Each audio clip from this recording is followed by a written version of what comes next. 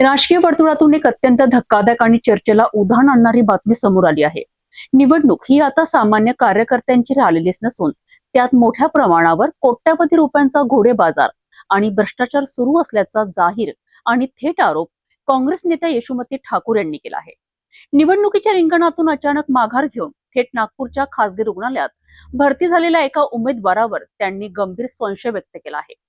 आश्चर्याची गोष्ट म्हणजे हा उमेदवार थेट आयसीयू मधून चॅनल्सला इंटरव्ह्यू देत असल्यामुळे या संपूर्ण सेटलमेंटची गोम काय असा संतप्त सवाल आता उपस्थित केला जात आहे।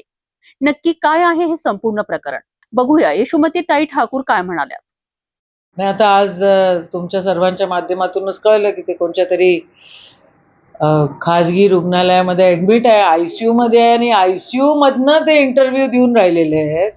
म्हणजे आता ही चीड येण्यासारखी गोष्ट नाही आहेत का?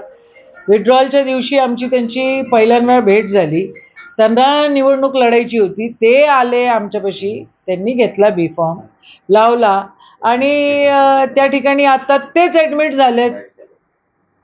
म्हणजे घोडबाजारे काय आहे हा कारभार, कोट्यवधी रुपयाचा याच्यामध्ये व्यवहार झालेला आहे असंही आम्हाला कळतंय।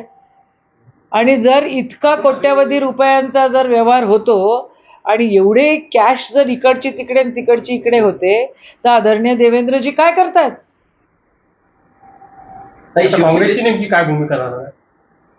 प्रदेश अध्यक्ष जसं सांगतील तसं आम्ही करू। वंचितला पाठिंबा देण्याची जे प्रदेश अध्यक्ष सांगतील तसं आम्ही करू।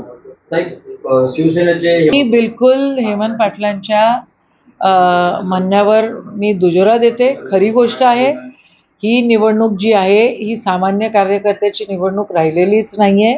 या निवडणुकीमध्ये काय घोडेबाजार होतो आहे आणि कशा प्रकारे हे लोक करप्शन करतायत, कशा प्रकारे करप्ट सगळी सिस्टम करतायत हे आपण बघतोय। या सगळ्या गोष्टीचा निषेधच या ठिकाणी आम्ही पण करतो। मॅनेजरची चर्चा पूर्ण राज्यभर होत आहे। हो, तर आयसीयू मधनं जर तो इंटरव्ह्यू देत असेल भाऊ, तर काय आपण बोलावं याच्यावर? तो मॅनेज झाल्यासारखाच आहे ना। 15-20 कोटी रुपये त्यांना घेतले म्हणतात। मी तेच बोलले की 15-20 कोटी रुपये त्यांनी घेतले, एवढी कॅश आणि एवढा व्यवहार जर हवा होतोय तर मग होम मिनिस्ट्री करते तरी काय आहे?